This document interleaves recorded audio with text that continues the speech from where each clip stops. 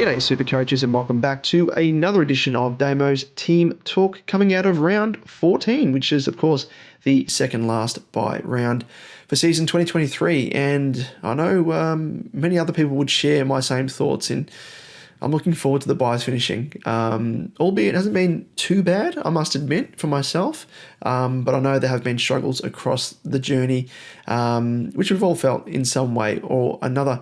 Of course, if you're watching this for the first time, if you're watching any of our content on SuperCoach Edge for the first time, if you like our content, check out what we do. Of course, we release a vodcast and a podcast every single week. We have these Damo Team Talks episodes where I delve into my team in a little bit more detail and kind of, I guess, work off what we've discussed, Liam and I, in the weekly podcasts and vodcasts, and putting it to practice to show you how it works, using my own team as a bit of a guinea pig. Outside of that, you can catch us on our social channels. You can flick us a question anytime you feel free. Always happy to help here at SuperCoach Edge. And yeah, if you like what you see, feel free to give us a like and give us a subscribe, which you'll see down below in a moment once I transition across to the next screen. And you'll see this little subscriber counter just below here. That's a pretty fun feature that we actually introduced last week during the Thursday team announcements. And as people subscribe, it actually ticks over as a live counter, so it's pretty cool. New feature that we've introduced here on the, I guess, Damo's Team Talk mini episodes, as well as the live streams that we'll be doing from here on out, as we have been doing for the season proper. So let's delve into my week, and as you can see there, ended up scoring a 2021 season rank, went up 90 spots thankfully, to now sit 1073rd, which is good, but I still haven't cracked the 1k mark, and it's really, really annoying because I've been edging closer and closer every single week. There have been a couple of weeks there where I've kind of taking a step forward and then taking a step back in ranking, but I'm virtually knocking on the door now. I feel as though like I'm knocking to the point where if I knock any harder, the door's gonna bang down. And I'm gonna blame Hodor potentially being on the other side of the door, just holding it shut. So Hodor, if you can just step aside, mate, and just let me through, that'd be much appreciated. And you can jump back on the field for Freo. But yeah, all in all, not too bad. The main thing is my ranking's still going in the right direction. And the goal come the end of the bye period was to, I guess, penetrate, for lack of a better word, the 1k rank. So we've got one more week to do it. And all we need to do is rise up 73 ranking spots. But I think this week of all bye weeks is going to be the biggest struggle of all, which it will be for most people, considering the I guess the more popular guns that we own being out in this coming bye week. So let's jump into it, and I'll chat through my team in a little bit more detail and then delve into, I guess, my plans ahead of the round 15 bye. So that's pretty much my team as it looks coming out of the week, or the weekend rather. And I'll start off by just showing you the one change that I did on the weekend. And I must admit it was a little bit different compared to what I'd planned originally. I'd originally planned to bring in Thor, aka Himmelberg, off the back of Weddle. And with that, it was kind of, I keep Weddle, cop a donut, and then keep Weddle for round 15 where he plays, or I trade out Weddle, potentially get a half-decent score with Himmelberg on the weekend, and then, cop potentially a donut with Himmelberg in round 15. And then I thought a little bit harder, and I'm like, well, the reason behind that was I was trying to be frugal with trades. I didn't necessarily want to bring in another rookie at this point in the season. But then I know some people were keen on Fife. There was no chance in hell I was touching him with a 10-foot pole, let alone touching him if I was handling someone else's team. Like, he is someone that just should not be anywhere near people's sides, and I can vouch for that as a many-time jaded owner. As recently as earlier this season when I started with him, which I've given myself many slaps across the back of the head for, and 10 Hail Marys for that stupid decision to bring him in, or at least start him at the start of the season. So there was no way I was going to burn a trade to bring him in, but I could see the appeal there, considering that Freo already had their bye. Then I had a look at other teams which had already had their bye, and I mean the main reason for this was bringing in a player that would be able to play in round 14 and round 15 across the remaining 2 bye weeks. And I was looking at Sheldrick from Sydney. Did like him.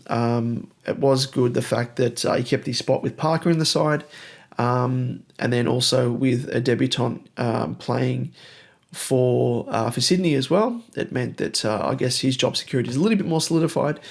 And then I saw the outs and saw Heaney was out, who was given bulk CBAs in recent weeks. And I thought, well, if he comes back in next week, chances are that Sheldrick might lose CBAs, or he may even go back to being relegated as a sub, which is a little bit of a worry. As it turned out, Sheldrick was a very good pick. But my other option was Devon Robertson. Little slice of Devon was amazing. And as you can see there, 95, which exceeded expectations. He had many score involvements, goal assists. He was sort of swung between the forward line and the midfield, and it was more towards the back part of the game where he was given more CBAs. Played a little bit up on the wing as well at times, but looked really good all in all. Super happy with that pick. So I ended up bringing Robertson in off the back of Harry Sharp, who was sitting there as a donut. I don't think he's going to come back into the side. I held out a little bit of hope with Rich and McCluggage being out of the side for Brisbane on the weekend, but wasn't to be. And then Robertson, I've always been a big fan of him, watching him play, so happy enough to bring him in. So he was the only traded in the weekend, and it means now that I've also got him playing in round 15, so all in all, very, very happy with that. So let's quickly run through the rest of the side, and then we'll delve into, I guess, my plans for round 15 and beyond, because I've done a little bit of a graphic up. Just got on Photoshop and a bit of a whiz bang whip up of I guess the way that my team's going to look, or as I'm hoping it's going to look, heading out of round 16 into round 17 and beyond. And obviously, I'll show you the trades that I have left. So Stewart 91, not too bad. He was a bit of a VC option potentially against Port, but Port, as you would have heard Liam and I run through in the podcast, was the fact that we pointed out Port actually conceded the least amount of points to defenders. So that gave me a little bit of the heebie-jeebies, and I looked elsewhere and was happy to do so. Jack Sinclair 102 looked pretty good early, faded away late in the game. So it wasn't the best result, I guess, considering that, but is what it is. Not going to snub my nose at a ton. Sheasel 103, back to form, back to being a seagull, back to his seagulling best. So happy with the youngster. Chin Cotter was just a bonus that he played. I was actually expecting him to be dropped for my mob, considering that Newman had made his return. 61, so not too bad. Happy with that. Sicily, I'll get into him a little bit later, but holding him, hopefully, fingers crossed, he can actually get off that farcical suspension that he's been given. But we'll see how we go with that. So Weddle, obviously reversing that Himmelberg trade that I originally planned, kept him. So he'll be a welcome inclusion this week as a bit of a warm body. Bont, as you would have seen on the podcast, he was my captaincy choice. Liam actually had the captaincy choice of Dunkley, I think, from memory as well. So we both did pretty well off the back of that. So Bont would have been my captaincy option if my VC in Dunkley failed. So Dunkley scored, I'll jump to him just quickly, 137. Super happy with that, so lock that in. If he didn't go well enough, I would have smashed the C on Zibont. And yeah, it turns out I've missed out on 32 points, but I mean, you're not going to snub your nose again at a 137. That'd be ridiculous. So the fact that Bont went above and beyond and scored, I think that would have probably been his highest score for the season as well. No, actually, it was a second highest. Yeah, second highest behind his insane 182. I forgot about that. How could I? But yeah, it's been nice. Knock on wood. And actually, my captaincy and VC selections continue because they've been going pretty well over the past few weeks. I think ever since round 1 when I put the captaincy, had to put the captaincy on lead, and he scored a 50 odd, and ever since then it's been really, really good. So happy with that. So Bont scored well. Taranto, again, he's in a just white hot form. Best form of his career, arguably. 128, did really, really well. Laird obviously didn't play. Lockie Neal hit his straps again, scored a 144, and is back in form at a perfect time for all of us that jumped on him a week or two ago. So looking good there for the Hobbit in Lockie Neal.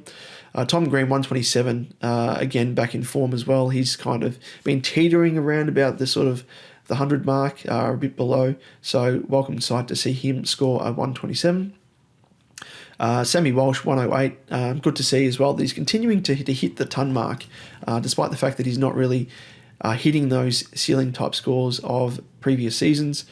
So happy enough with that. But he's going to be a bargain. If you don't own him, I'd be looking at him very, very closely. His break-even's 94 against the Hawks as well on the weekend. So might be one to look at if you are looking at a cut price option in the midfield. Matty Johnson, MJ. Disappointing, 32, but he did get subbed out. As it turned out, he got subbed out for a corky in the game. But despite that, I think he didn't get too many CBAs. I'll just see if DFS Australia is updated, and I can run through the CBAs that he actually received. But I am guessing they weren't much. I don't think they've updated. Oh, they have. Have they? Yes. Good stuff, DFS. Awesome site. Honestly, get on it if you haven't already. Gee whiz, has been a downturn in form. Like I ran through in the live stream they did on Thursday about the potential for Nat Fyfe's CBAs to drop. I thought he was going to drop closer to around about 40 odd. As it turned out, he dropped below that with a 35. And I always knew that CBAs would be dropping off MJ as well because of the return of O'Meara. But again, I didn't think he was going to drop to 17% CBA. So a little bit concerning there for both of those guys there. But aside from that, I mean, cop the corky, and yeah, wasn't at the rate of scoring that he's had in previous weeks, but hopefully he can just keep his spot in round 15 when we need him for at least one more week, and then he can be bench cover for the rest of the season. As I said, Dev Robinson, slice of Devon, amazing. Zachary Merritt on a bye. These guys, yeah. Timmy English, 133, bounced back nicely. Rowan Marshall on 90, disappointing with him. And Kieran Briggs at 129. I must admit, if Briggs didn't have the bye this week, I would be probably more than likely pulling the trigger on getting rid of Marshall instead of Briggs. Because Briggs, as I've always said, is my ticket to Clary. Oink oink, Clary Oliver, the pink sweaty pig. But if I was to trade Marshall, it would give me an extra 120k up the sleeve to put in my kit for, I guess, one of the last upgrades of my team. But you're a lucky wee man, Marshall, because you're playing and the Briglet, as we call him, the understudy to Clary, little oinklet, piglet, Briglet. He's been scoring really, really, really well, and I think his break even still achievable as well. But he's gone above and beyond what we thought he would, and he's made 214.4k in 3 weeks. That's absolutely insanity. Will make him the best cash cow of the season. A lot of us didn't tip. Like I thought he was going to make 150k, sort of maximum, but beyond that, it's just been incredible.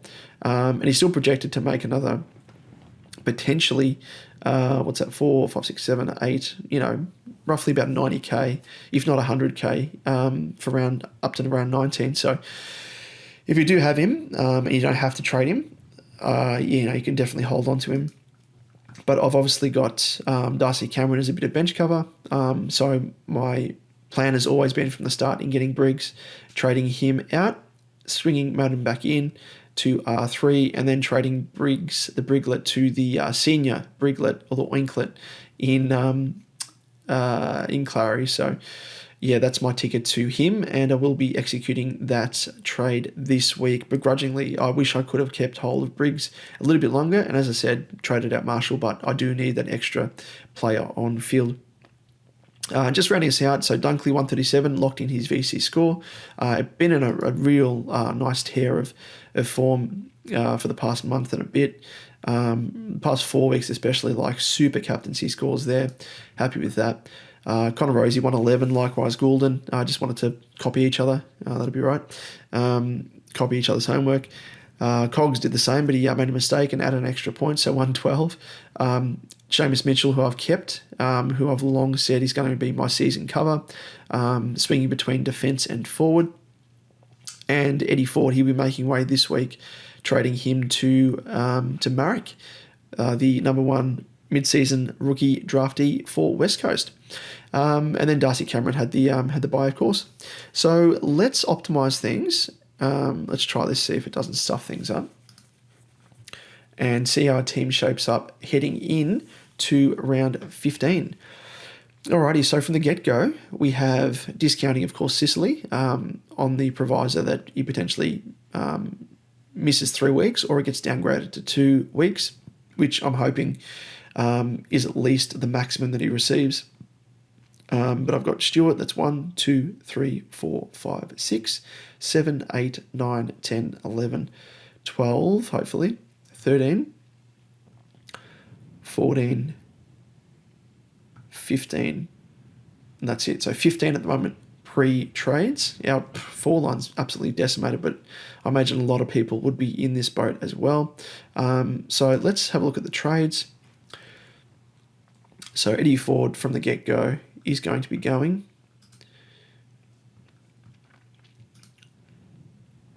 And we're going to be bringing in this man here, Ryan Marek, 102.4k. If you're looking for a basement price rookie, look no further because he's going to be playing for the rest of the season, considering West Coast injury list and the fact that they need to blood youngsters. Even if they keep continuing to lose games by exorbitant margins, they need to get time and minutes, I guess, into the legs of these rookies, and especially considering they picked Marek up as the number 1 mid-season rookie draftee. So that's the first trade.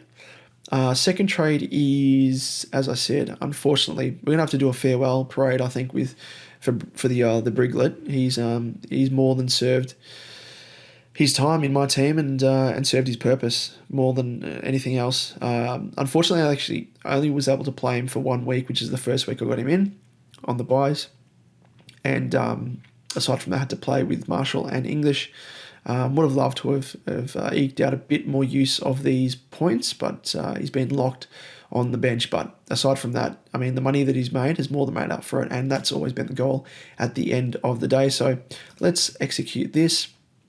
Switch Madden back into his rightful place as the non-playing player, swing option to R3. And then we're going to be swinging... where is he? Goulden?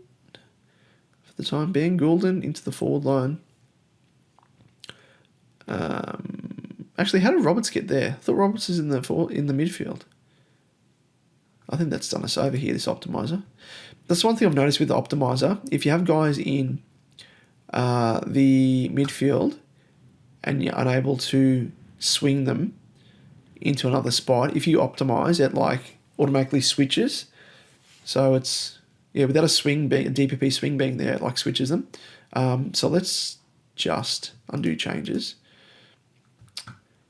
And we'll manually do this. So you see there, Roberts is there because it swung Roberts and Taranto into the forward line. Sure, it swung Goulden into the midfield, but there was no way that Roberts... Anyway, let's manually do this. We can't trust the optimizer at all. Alright. Off you go. Timmy Taranto, Whittle. Comes on for the she's nuts.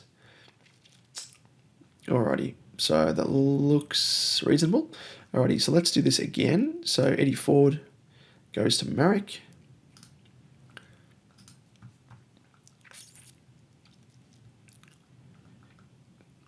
Now you can see here as well, these are already the most popular trades being executed. Eddie Ford for Borrow Marek. That's going to be as you can see there, the most Popular trade. Sheldrick, no surprise there either. Chincotta on his buy. He's made another 16.5k, pretty handy on the weekend. Kieran Briggs, 3%, third most traded out. MJ, fourth.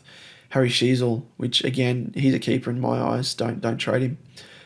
Surprising with Harvey Harrison, especially Jasper Fletcher off the back of one game. I wouldn't be bringing him in. Clary Oliver, he should be right up there. But I'm imagining his trade percentage will go up. But he is the man to bring in this week in terms of primo. So let's bring in Marek. Sorry, before we do that, let's do it at the same time. And then we can go fare thee well. Briglet, you've served us well. Madden back in. This is what I wanted to do. Roberts goes into the forward line, and the main reason I want to do that is because I want to use Roberts as a bit of a loophole option for either Marek or Seamus at this stage. And then obviously let's release the hounds. Let's bring in the big guns. Where are we? Stats. No, not stats. Where are we, buddy? Where are we? There he is, Clary. Get in there. Welcome back. Welcome back, the pig. Didn't want to trade you out originally, but look at this. The Briglet, your understudy, has done very well. And likewise forward to an extent. Had a couple of good weeks there, but on the weekend, turned to shit. But it meant that we were able to grab you with 16.9k left in the kit. So it was cutting it fine, but we got there in the end. And let's do this. Oh, yeah, it's amazing. Amazing to see the pink sweaty pig back in my team again. Incredible. So those are going to be my two trades for the weekend, heading into round 15. And what it does give me is, so 1, 2, 3, 4, 5, 6, 7, 8, 9, 10. Let's bring him in. 11, 12, 13, 14, 15, 16, and 17. So it's given me 17 players. So I know I'm going to be eating a donut, my first for the year, and hopefully the first and last. But, the fact that at this stage I'm only copping one donut when 2 weeks ago it looked as though I was going to cop three with a maximum of 15 players available.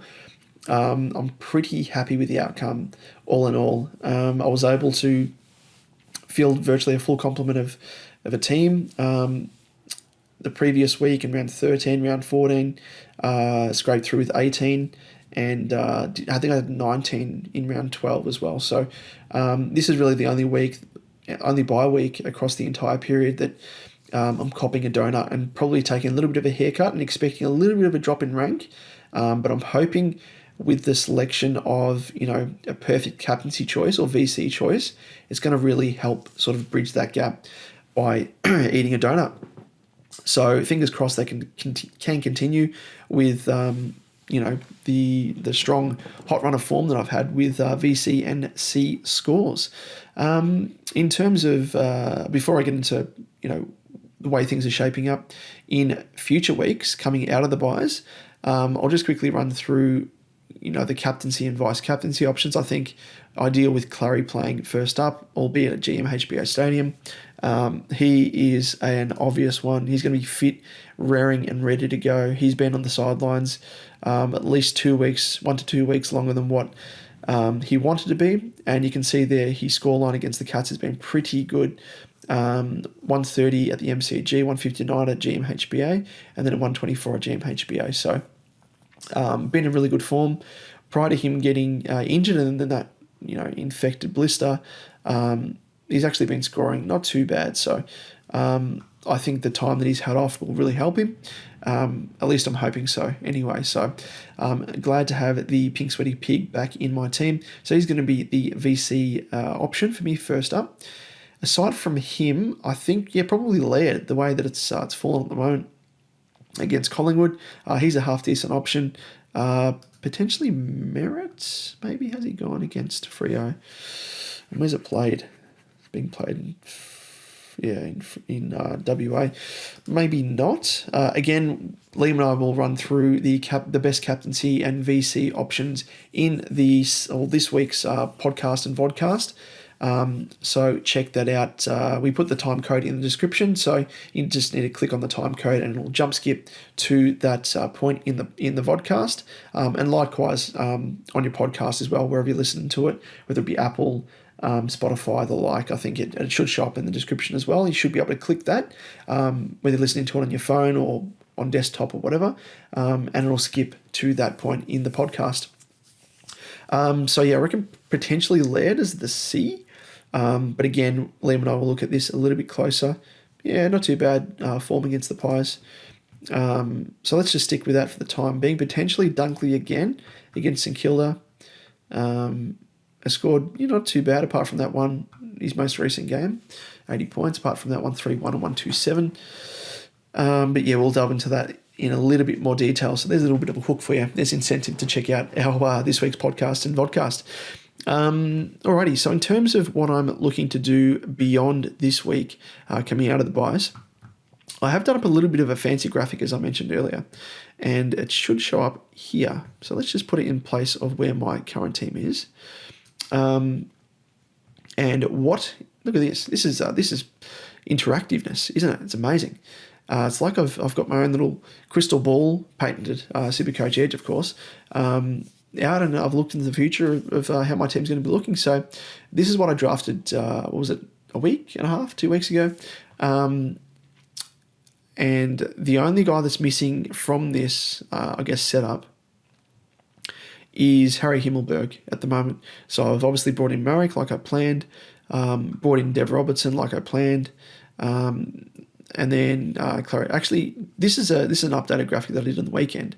I had another one prior to this one which I updated. So Clary Oliver coming in, and then out goes Briggs obviously and Ford. And I'm looking to hold Sicily at the moment, even if he's out for 3.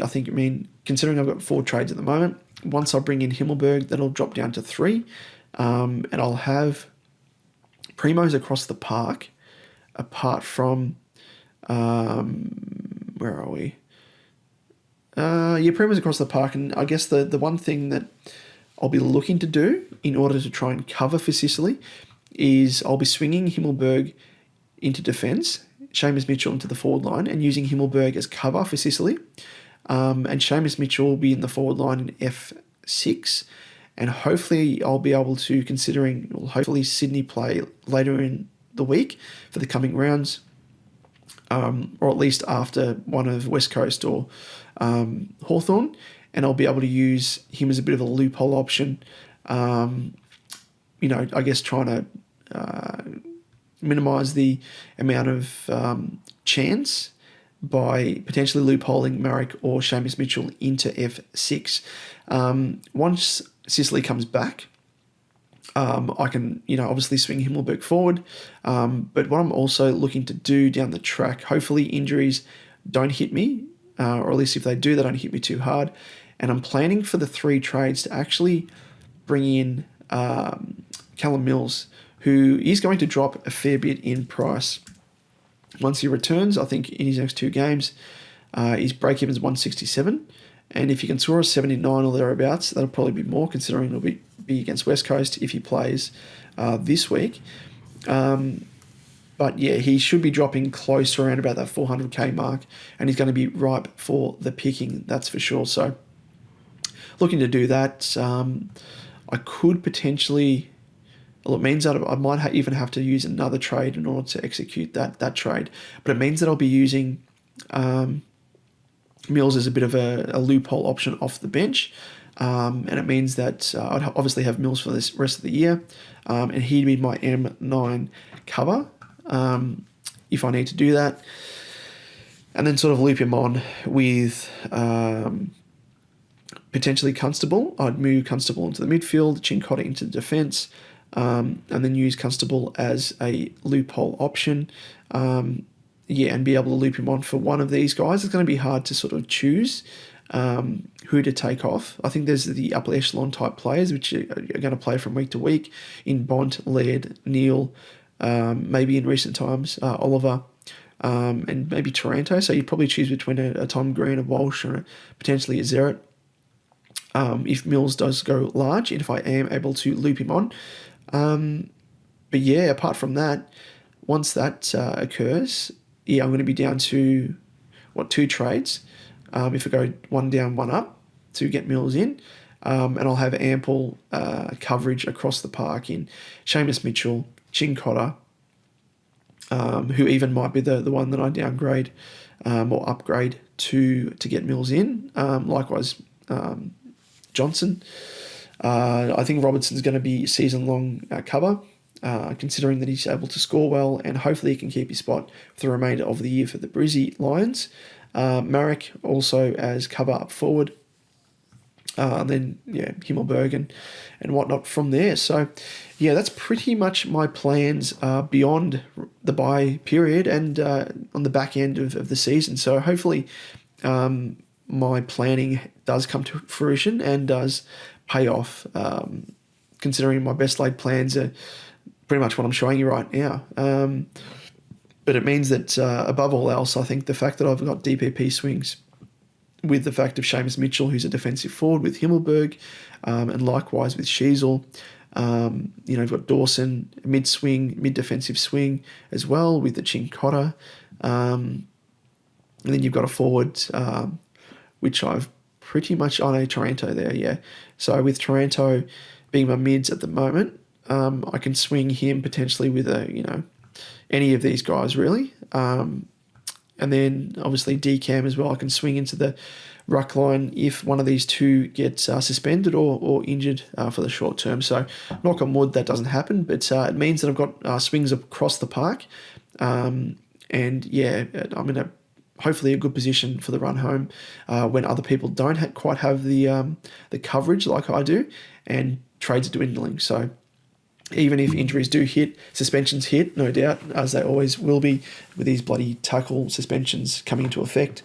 Hopefully it means that my cover is better than others and can give me a bit of a leg up on the run home. But that's pretty much it, I think. The only thing I guess I will show you to finish off is how my team or my ranking has gone over the course of the season.